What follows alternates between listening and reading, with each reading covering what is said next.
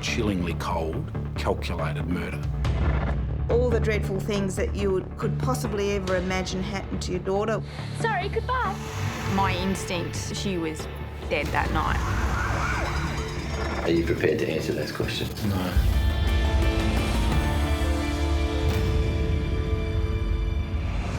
Welcome to Inside Crime. I'm Layla McKinnon. When young minds spiral out of control, tonight we look at two young killers who became obsessed with murder.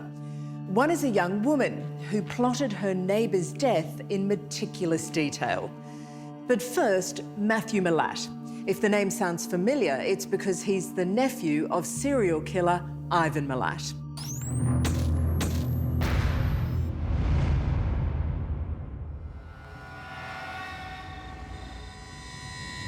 It was deliberate and premeditated, a thrill kill. They wanted to kill someone, they didn't care who. A callous murder carried out by two teenagers.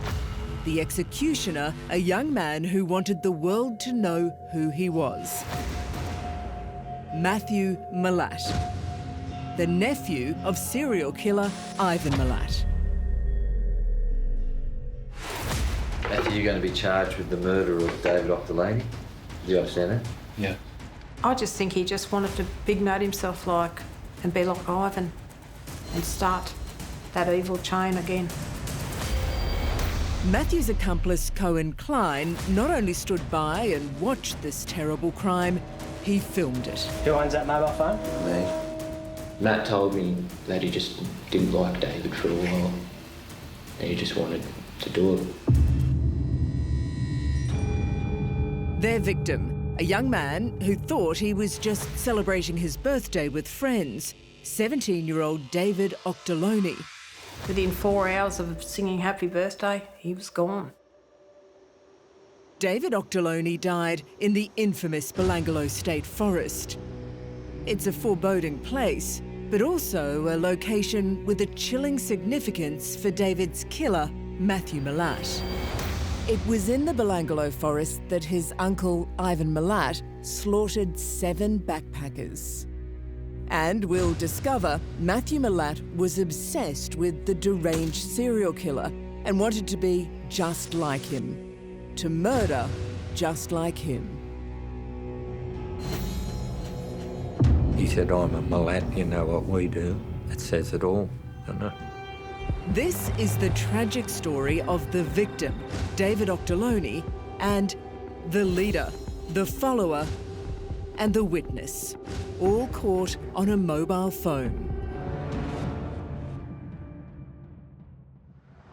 Bargo, 100 kilometres southwest of Sydney in 2010. Local boy David Octaloney has been axed to death at the notorious Belangalo State Forest.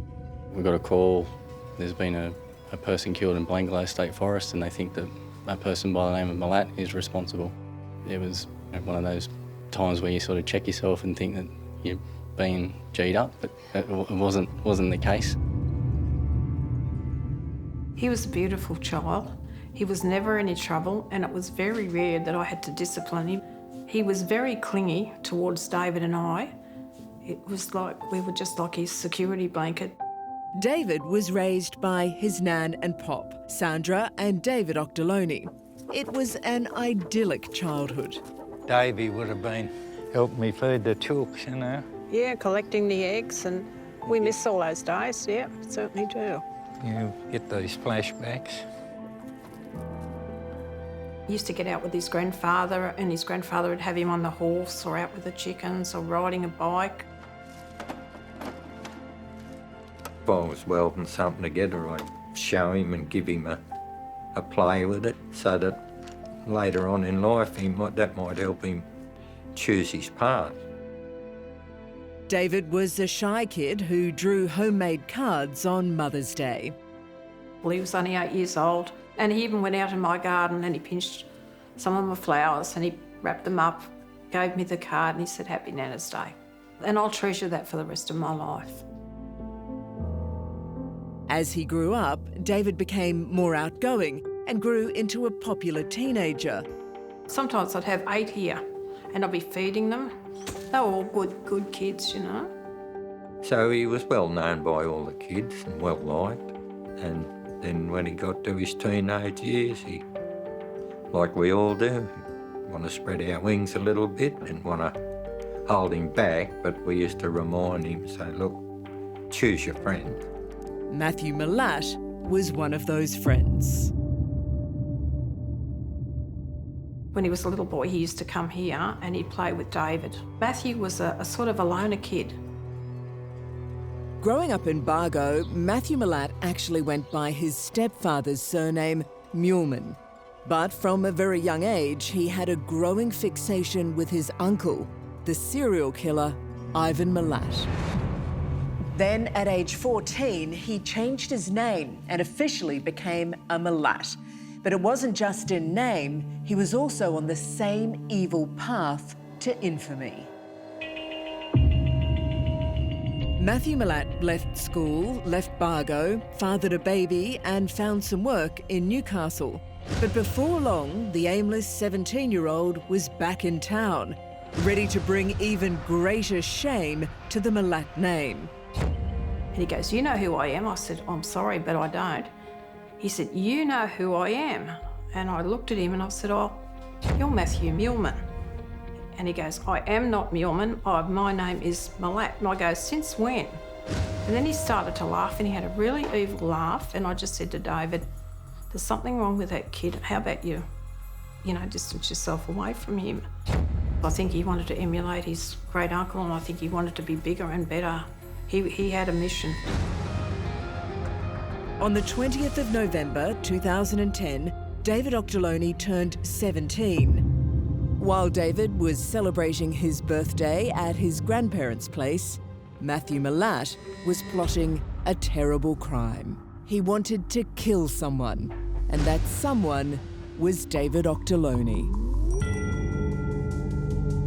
To do that, Matthew Malat chose a double-edged axe.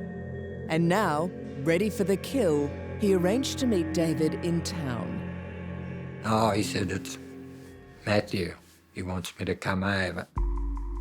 We're going to go and have a party, a few beers for me birthday." So David headed into town to celebrate with his mates. And I said, "Now have a good birthday." And I said, "You promise you'll ring me?" He goes, "Yeah." And he said, "Okay, Nan, I'll see ya." And he smiled, and that was it. But little did I know, Malat was waiting for him. David caught up with his mates on the main drag of Bargo, where they would drink and smoke pot. But on this night, Matthew had other plans. He suggested that they go down to Belangalo State Forest, the infamous place where his uncle, the serial killer Ivan Malat, murdered and buried his victims. In the car were Matthew Malat, his accomplice Cohen Klene, David and Chase Day. Chase Day knew nothing of the murderous plan. He told police he thought they were just going out to party. David, he got a bit fishy about it, and it seemed legit that we were just going there to have a good time and nothing was going to happen. Matt was calm, didn't seem angry or anything. I asked him why Belangalo Forest, and he's like, "Oh, it's his birthday, let's go and celebrate." And I was like, "All right, well, what do we really need to go out there for?" And he's like, "Oh, I just want to check out these plaques at this park where Ivan dumped all the bodies." And I was like, "All right." And that was it. Just after 9 p.m, the four boys arrived at Belangalo State Forest.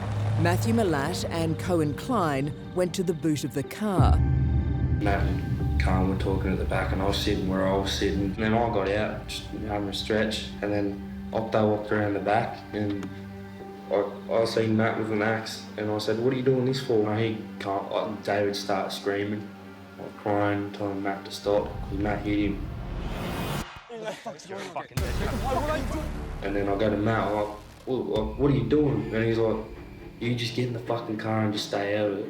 And I did, and I went and sat in the middle, and then Colin sat with me, and I was keeping my head down. I was listening to Octo just running around, just screaming, just telling Matt to stop. Wait, Matt! And Matt said, come here. They took him down to about here. And he said, lay down. Matt, like, Octo was like, don't do this, man. Like, crying, saying he was sorry.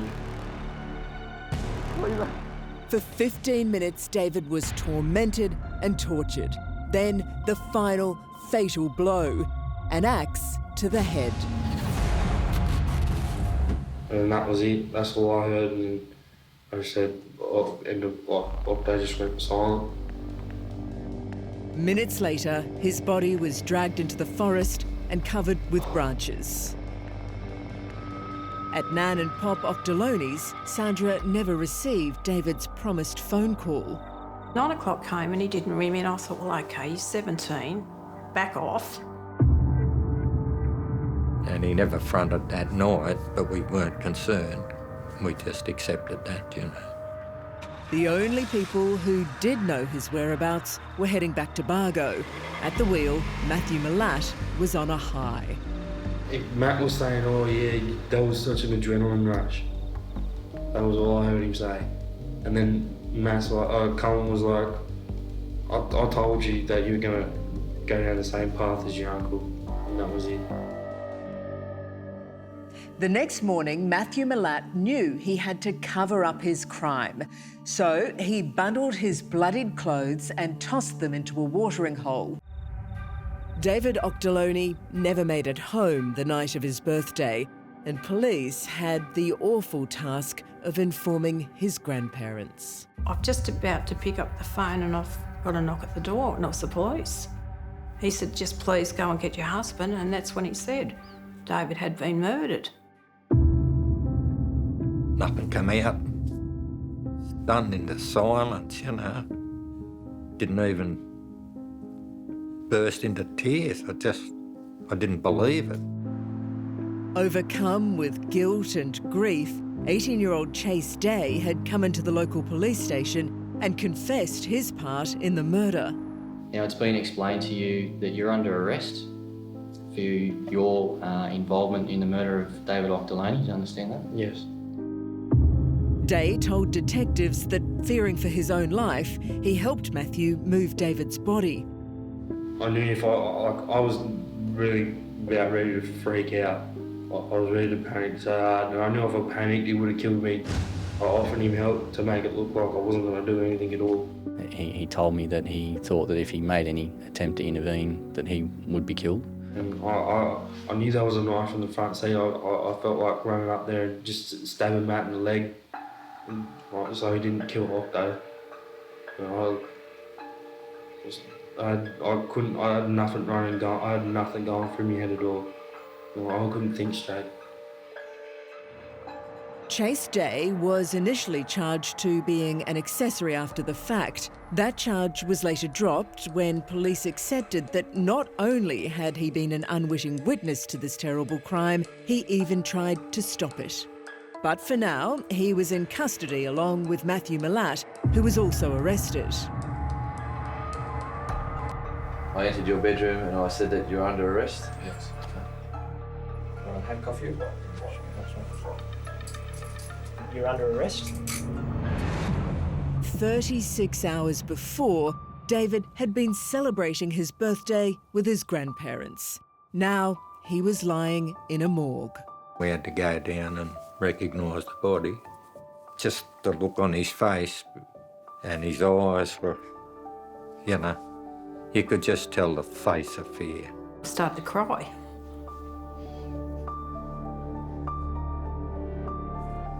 "17-year-old Matthew Malat showed no emotion. He was less than forthcoming with police, and his grandfather, William Malat, brother of Ivan, gave him support during the interview.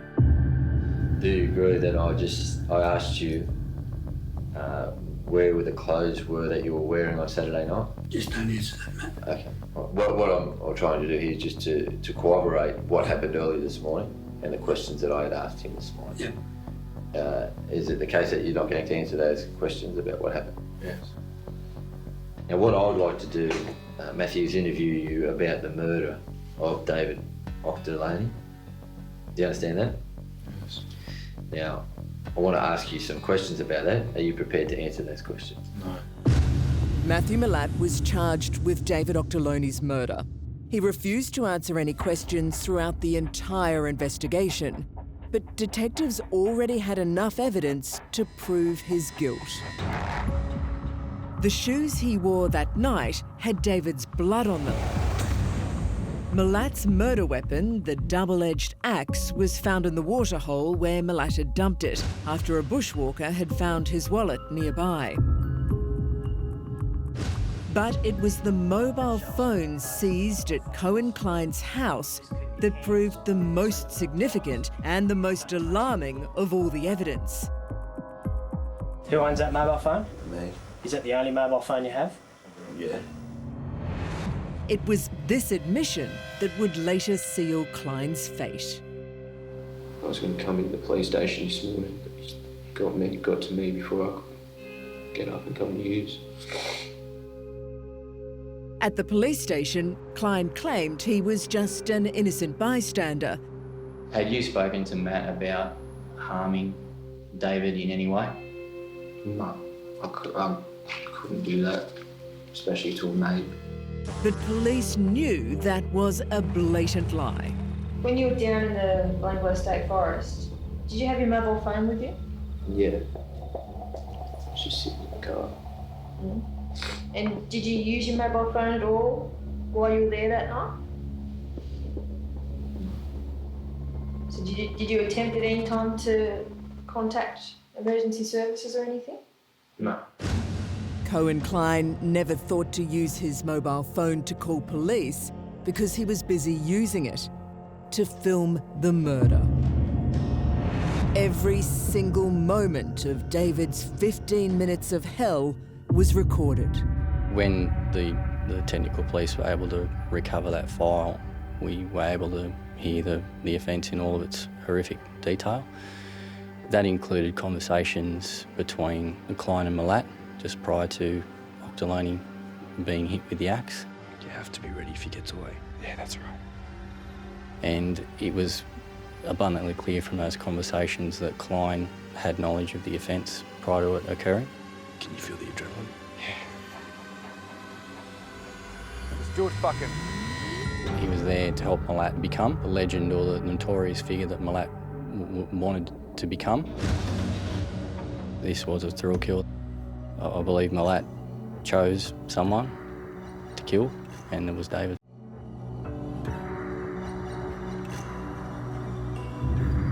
The two teens, Cohen Klene and Matthew Malat, were now facing murder charges. Matthew, you're going to be charged with the murder of David Octaloney. Do you understand that? Yeah. Confronted with the damning evidence of the mobile phone, both Cohen Klene and Matthew Malat pleaded guilty to the murder of David Octaloney. But before the judge handed down the sentences, Malat passed her a note saying he was sorry. I have known and been friends with David and his family for years, and pray that this is a bad dream. Sincerely, Matthew S. Malat. It was a terrible lie, because while in custody, he'd also been penning a series of poems gloating about the murder. Hear the crunch of leaves and feet, feel your heart skip a beat. Are you gonna get away? No hope, kid. This is your day. I'd like to jam every bit of paper down his throat and hope he choked on it, but how could you?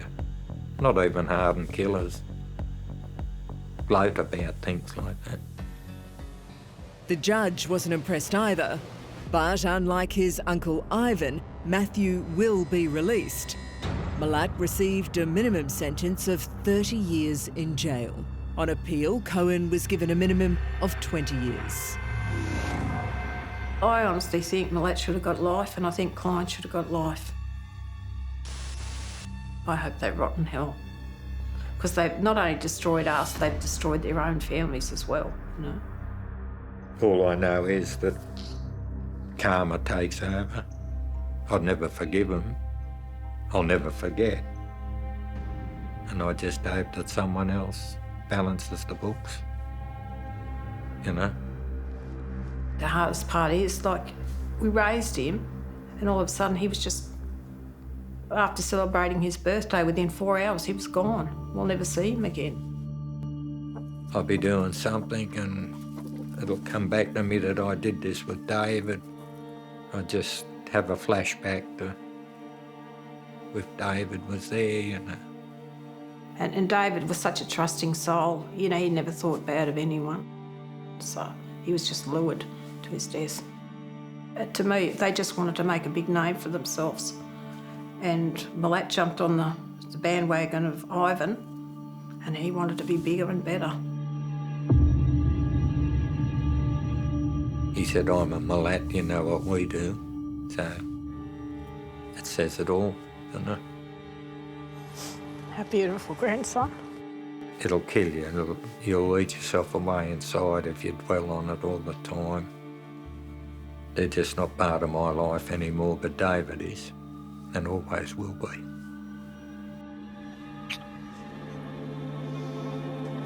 Okay.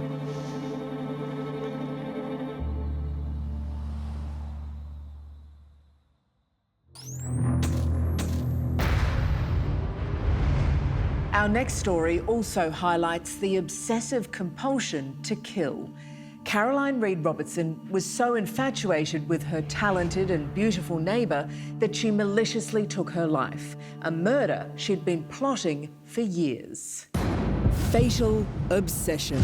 This is, without doubt, one of the most bizarre homicides that I have worked on. The girl next door, her jealous neighbour, the bizarre teenage fantasy. To actually want to kill the role model and replace them, I mean, that's going really a long way. That turned deadly. Rachel wasn't perfect, but Caroline thought she was.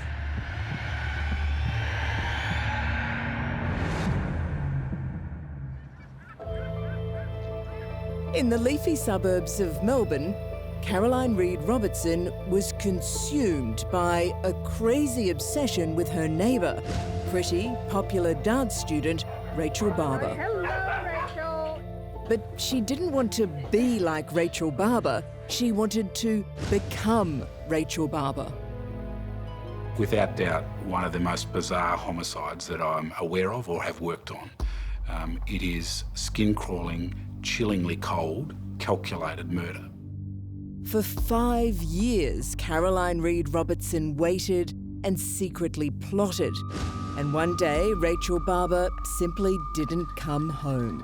I was panicking.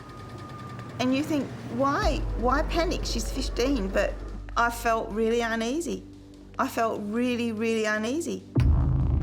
This is the chilling story of Caroline Reed Robertson, the twisted 19-year-old who found the perfect victim in Rachel Barber, the pretty girl down the road. Happy Christmas. Happy Christmas, Rachel. Caroline Reed Robertson and Rachel Barber lived on the same street in Mont Albert, a comfortable middle-class suburb of Melbourne, Victoria. That's where the similarities ended. Caroline's home life was deeply unhappy. The parents were heading for a breakup. She was shy, reclusive, moody. On the face of it, Caroline was fine. She had a quiet personality, but what happens inside a house is often not seen outside of the house. Rachel Barber was the exact opposite. 4 years younger than Caroline, her home was full of love and joy. And she was happy, outgoing, athletic. Ballet was always her first passion, and Rachel would come home at the end of the day and our whole house would be dismantled, and she'd get all her dress-ups out and she would just improvise, and there would be full-on performances. Although they lived just 100 metres apart, Rachel Barber and Caroline Reed Robertson had little to do with each other. But when Rachel was 10, Caroline came over to babysit. Even then, she was already fascinated by her young neighbour. Over the next 5 years, this fascination with Rachel festered inside the troubled Caroline Reed Robertson. And it soon became a fatal obsession. I think that Carolyn was very unhappy with herself. She didn't like the way she looked. She did want to take on that persona of someone that was happy, that was beautiful, that was popular, like Rachel was, and try and live that life. You and I can sit here and say, well, that's just not possible, but certainly that's what she wanted to do, and that is absolutely my belief of why she took Rachel's life.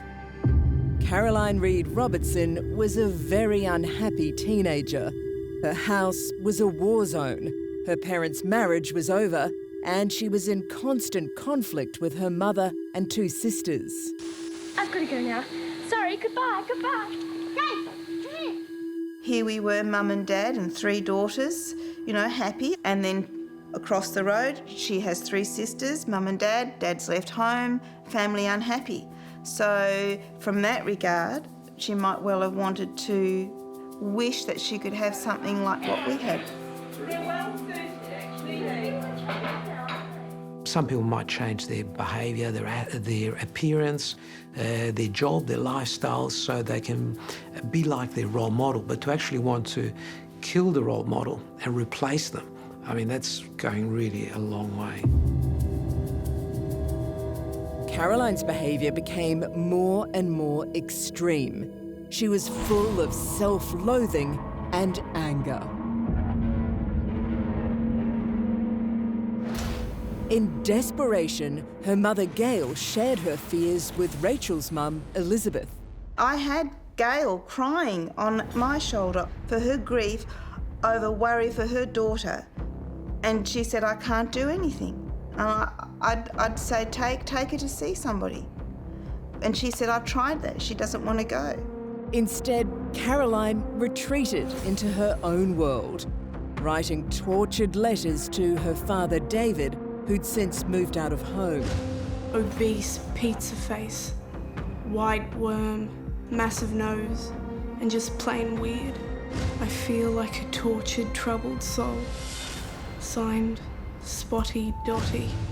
Well, sometimes you start off with a process of fantasising, and then, that compulsion becomes stronger and stronger. And then if you don't start acting on it, then you just feel this terrible discomfort. And that's what motivates people to do things that they shouldn't be doing. When Rachel was 14, the Barbers moved to the outer Melbourne suburb of Heathmont. The family thought they'd seen the last of their strange neighbour, but they were wrong. We were living our lives, they were living theirs. So we were oblivious to anything that Caroline could have been planning. Rachel would have been spied on quite a few times because she was keeping an eye on Rachel a lot. You know, she had photos of all of us girls all over her walls. I mean, that's crazy. Reed Robertson kept notes about the 15-year-old, saying she was strikingly attractive with a dancer's body and hypnotic green eyes. Wild, free spirit. Passionate, charming, moody, mysterious. It's hard to know exactly when Caroline Reed Robertson decided to murder Rachel Barber. She had already gathered enough information to assume Rachel's identity, including her birth certificate, and she'd rented a 1-bedroom apartment in Paran while working for a mobile service provider. Now, all she had to do was lure Rachel to her home. She was thinking about this for a couple of years, or even if she wasn't thinking about it, it was in her subconscious. One of the homicide detectives sadly said that he really honestly believed Rachel's days were numbered. She wrote of plans to disfigure her, made up a new name for herself, and intended to assume parts of her victim's identity. With people who lack conscience, they will see the victim as someone who, by their own fault, is in the wrong place at the wrong time and deserve what they get. In early 1999, Caroline Reed Robertson contacted Rachel Barber out of the blue and told her about a modelling job that could earn her some much-needed money. But Rachel's mum intervened, telling her she was too young. A few months later, Caroline tried again. Only this time she told Rachel not to tell anybody because she would be paid well to participate in a confidential research study. I said, "You're up to something." I said, "What are you up to?" And it was almost there. And she said nothing. And she waited for her father, and then she was fine, and then they went off and she waved goodbye. She said, "I love you" at the end, and that was the morning. It was the last time Elizabeth would see her daughter alive. That afternoon, Caroline met Rachel after her dance class, and they caught the tram from Richmond to Paran, just 100 metres down the road from Caroline's unit. It was 6:40 p.m. Back at her unit, Caroline asked Rachel to meditate as part of the research study. As Rachel sat with her back to Caroline, she was attacked. Caroline choked Rachel with a computer cable from work. Rachel pleaded for her life, and I think to myself, the last person she saw in this life was Caroline, and Rachel would not have been able to understand why Caroline would be murdering her. I think she would be there would be no logic. There's no logic in this death. When Rachel was a no-show at her regular pickup point, alarm bells went off. When Michael rang me up and said Rachel wasn't at the tram stop, I was panicking. And you think, why panic? She's 15, but we knew something was wrong because she wasn't home. I knew instantly. I knew, because I just had that gut feeling because it wasn't Rachel. Rachel wasn't someone to just disappear. There's no way that she'd want to run away or anything like that. It just wasn't her. So my instinct was she was dead that night.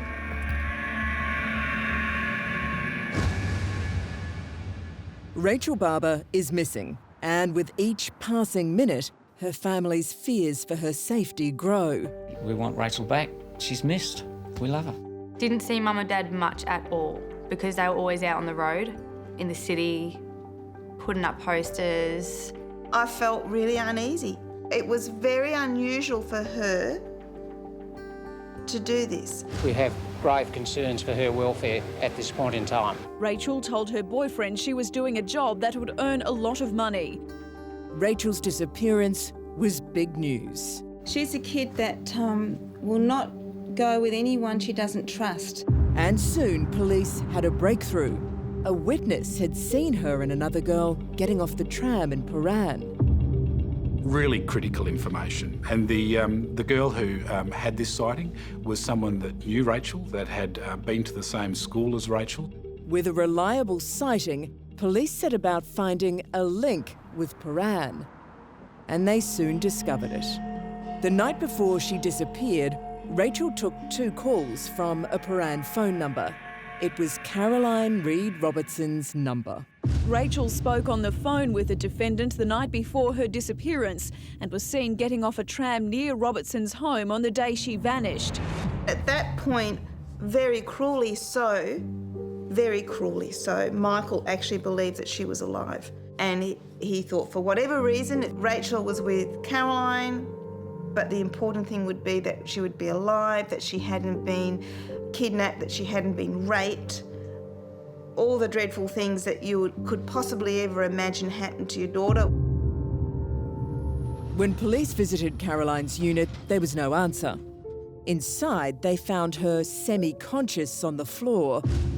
Somehow their arrival had triggered an epileptic fit. But there was no sign of Rachel. Caroline Reed Robertson was brought to the Alfred Hospital, and a few hours later, police were able to speak to her. What she told them in an unemotional, almost matter-of-fact way shocked them to the core. I asked her where Rachel was, and she responded to me that Rachel was dead. A detective investigating her disappearance said Robertson admitted the crime. She allegedly told him, "She's dead, I killed her, it was an accident." And I said, "You know, are you sure she's dead?" And she said, "Yes, I've buried her." And I said, "Listen, are you sure? Are you sure that she's dead? Is there no way we can help her?"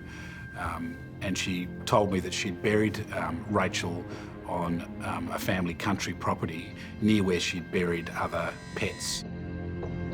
After arresting Caroline Reed Robertson for the murder of Rachel Barber, detectives searched Caroline's family farm at Kilmore, 70 kilometres northeast of Melbourne. Police found notebooks at Robertson's flat detailing intentions to kill the teenager. The notes refer to plans to drug Rachel, disfigure her body and place it in an army bag. They also explain a plot to give her pizza laced with a powder causing drowsiness and place a toxic cloth over her mouth.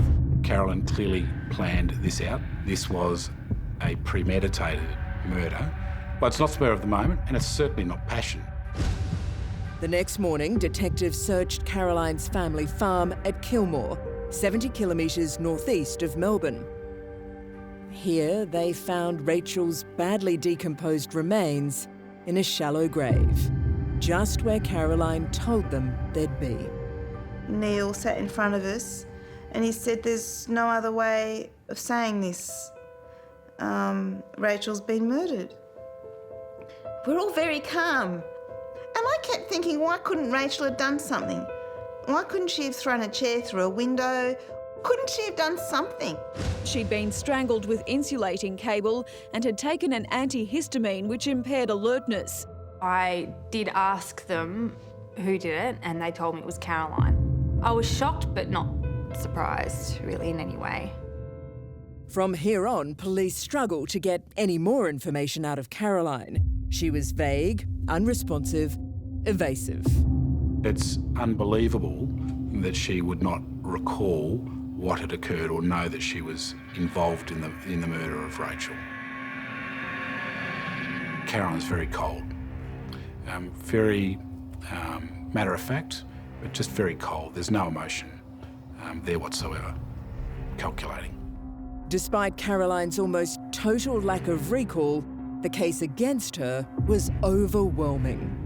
There was her meticulous murder plan, her obsessive diary entries about Rachel, the fact that Rachel was strangled with a computer cord from Caroline's work.